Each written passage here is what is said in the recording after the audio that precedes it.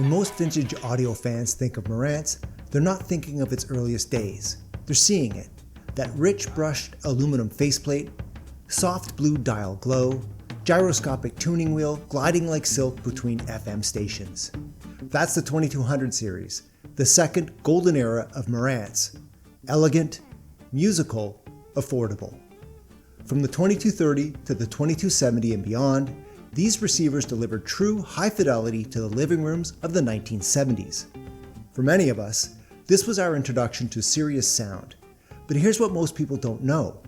By the time these beauties hit the market, Saul Marantz, the man whose name still graces every unit, had already walked away from the company. Saul Marantz was a visionary, driven by grit, genius, and an unwavering love for music. His pursuit of sonic perfection reshaped the world of home audio and set new standards for what hi-fi could be. A true pioneer whose legacy still resonates through every note we hear today. This is the soul of sound, Saul Marantz and the birth of hi-fi in this edition of Dynasty Vinyl. Saul Bernard Marantz was born in 1911, the child of Jewish immigrants who left Eastern Europe and settled in New York City. Like so many immigrant families at the time, the Marantzes lived modestly, working tirelessly to carve out a future in a new land. By the 8th grade, Saul made the difficult choice to leave school, not because he didn't value learning, far from it, but because his family needed help making ends meet. He stepped into the workforce early, a teenager balancing adult responsibilities. He was a quiet observer, artistic and detail-oriented, which led him into work as a commercial artist. Saul received art training from Brooklyn's Pratt Institute and would go on to work with prominent clients like General Electric and Haynes. But Saul was more than a technician with a paintbrush.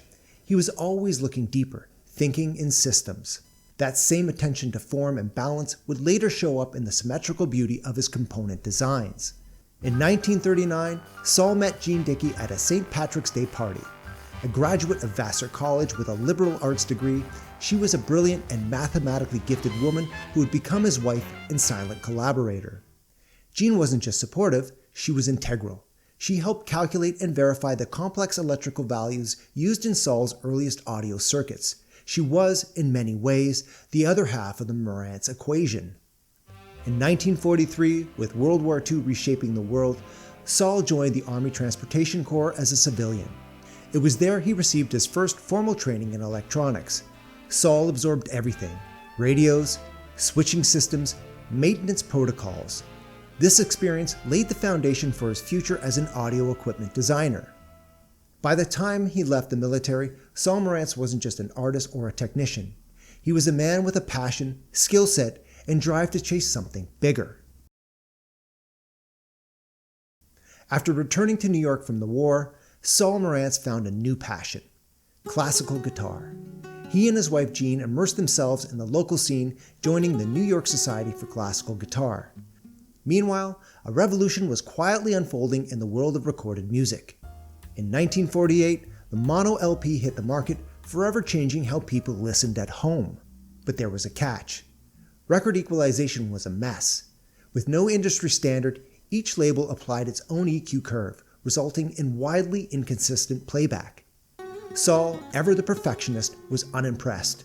To his ears, the gear of the day was noisy, inaccurate, and flat, hardly worthy of the music he loved, and that frustration would soon spark something extraordinary. Refusing to settle for subpar sound, Saul took matters into his own hands, literally. At his kitchen table in the modest basement workshop of his home, he began building what would become the Audio Consolette, a mono preamplifier crafted with precision and passion. Unlike anything else available at the time, it featured 3 independent tone controls and a phono stage calibrated specifically for the newly introduced LP standard. The difference was immediate and undeniable. Friends wanted one, then dealers came calling. What began as a personal solution quickly transformed into a full-blown business, thanks in no small part to the urging of his wife Jean. The Audio Consolette wasn't just a breakthrough in sound, it was the beginning of Marantz. It was around this time another key figure in the Marantz legend arrived. Sidney Smith, a trained electrical engineer, had just moved from Chicago to New York. Out of work and looking for a job, Sidney saw an ad for the Audio Consolette. Arriving at Saul's home, Sidney was able to demonstrate his abilities as a brilliant engineer by eliminating some of the early technical issues, especially ground hum and signal noise. With Smith's refinements, the audio Consolette evolved into a true reference class component. In 1954, Sid's refinements would evolve into the Model 1, the successor to the audio Consolette. Identical in appearance, but different in its circuit design, it was the first preamplifier to feature the Recording Industry Association of America standard equalization curve. If that wasn't enough, the Model 1 was so ahead of its time, it featured a tape monitor and TV switch, allowing users to connect the Model 1 preamp to a tape recorder or a television set. In 1956 came the Model 2, a power amplifier built to complement the Model 1. Featuring a tube design utilizing EL34s and an ultra-linear push-pull configuration, it delivered 40 watts per channel of clean, dynamic sound, a serious achievement for the mid-1950s. In 1958, the legendary Marantz Model 7 debuted, widely regarded as the most iconic tube preamp ever made. Unlike anything else of its time, it was a true stereo preamplifier, featuring circuitry that set a new benchmark in high-fidelity design. At its heart was a meticulously engineered RIAA phono stage and a beautifully voiced EQ section, what would become known as the famed Marantz circuit. The Model 7 delivered ultra-low distortion and musicality that felt almost alive. Its front panel, with its elegant asymmetry of knobs and switches, wasn't just functional, it was a masterclass in industrial design, echoing Saul Marantz's artistic sensibilities. More than audiophile, it was heirloom quality, and today, more than 6 decades later, its design is still analyzed, revered, and replicated. Then came the 1960s, and with it, the mighty Model 9. A 70-watt monotube power amp, it was a powerhouse for its day, delivering a serious leap in output and a clear shot across the bow at rivals like Fisher, Harman Kardon, and Macintosh. Built around the EL34 tubes, the Model 9 was engineered for ultra-low distortion and wide dynamic headroom. But what really set it apart was its stability, thanks to a unique biasing method that kept things rock solid even under demanding conditions. For engineers, musicians, and serious audiophiles, this was dream gear. And it didn't just sound great, it looked the part too. A distinctive front panel bias meter made tube matching easy, while a clever drop-down door kept the controls hidden, preserving the clean, purposeful aesthetic. Like the Model 7 before it, the Model 9 embodied Saul Marantz's vision, where form and function didn't just coexist, they elevated each other, a design legacy that still defines the Marantz name today.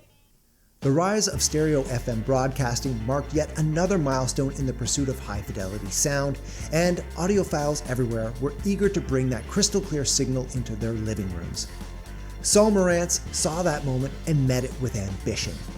He brought on board Richard Sakara, a brilliant radio engineer to help craft what would become the legendary Model 10B. Released in 1964, the 10B wasn't just a tuner, it was a statement. A wideband stereo FM tuner meticulously over-engineered in the best possible way. It came equipped with a built-in oscilloscope for pinpoint tuning and stereo alignment, details that made it, to many, the most accurate tuner ever built. It was also the most expensive, and while it stood as technically elegant, it was financially ruinous, nearly bankrupting the Marantz company. The sheer cost of developing such a masterpiece strained the company's resources to the limit. And by the end of that same year, Saul was forced to sell his beloved company to the Tashinsky brothers of Superscope. The 10B was both the high watermark for Marantz's golden era and the turning point. The 1960s also saw the rapid rise in transistor technology. Less expensive and easier to mass produce over vacuum tube technology, Marantz began transitioning to the mass production under Superscope's direction. The company leveraged relationships in Japan to lower component costs while striving to maintain the look and feel of their original models. Amid the changing tides at Marantz, Saul introduced the Model 18, a bold leap into the solid-state era and a testament to his forward-thinking vision. This was Marantz's first solid-state receiver, and it brought together a powerhouse team. Saul Marantz led the industrial design, Sid Smith handled the audio circuitry, and Dick Sakura applied his mastery to the tuner section. The Model 18 marked the debut of Marantz's now iconic gyro touch tuning wheel. Smooth, precise, and undeniably cool. It also featured a built-in oscilloscope, echoing the Model 10B for fine-tuning accuracy. Visually and sonically, it borrowed heavily from the 10B's legacy, preserving Saul's signature balance of elegance and engineering excellence. Even in a new era, the Model 18 proved that Marantz wasn't just evolving, they were still leading. However, this approach to design deepened the divide between Saul and the Tashinsky brothers of Superscope, whose preference for practicality and affordability clashed fundamentally with the Marantz philosophy of excellence regardless of cost. By 1967, Saul resigned from his honorary position as President Emeritus. With him left engineers Sidney Smith and Dick Sakura. His final act was to appoint Dawson Hadley as chief engineer and James Bongiorno, names that would go on to reshape American audio through Hadley Labs and Great American Sound. The Marantz 2200 series are beloved today for good reason. They sound great, they look incredible, and they're built in a moment in time when audio met art. But behind every 2270 is the ghost of the Model 7. Behind every glowing blue dial is the perfectionism of Saul Marantz. He wasn't a CEO chasing margins.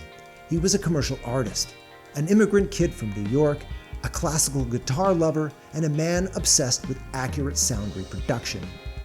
He hand-built a legacy, and even when that legacy was mass-produced, his fingerprints were still there.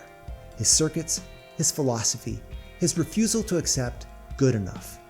So next time you fire up that Marantz receiver, whether it's a museum-grade Model 9 or a well-loved 2252B, know that you're listening to more than a piece of audio gear. You're hearing the work of a man who believed that music, real music, deserved nothing less than the very best. That's the soul of Saul Marantz, and that's why his name still means something. If you enjoyed this episode of Dynasty Vinyl, please leave a comment below. If you could like and subscribe, it would go a long way to helping me grow my channel. Until next time, I'm Ling Dynasty for Dynasty Vinyl. Thanks for watching.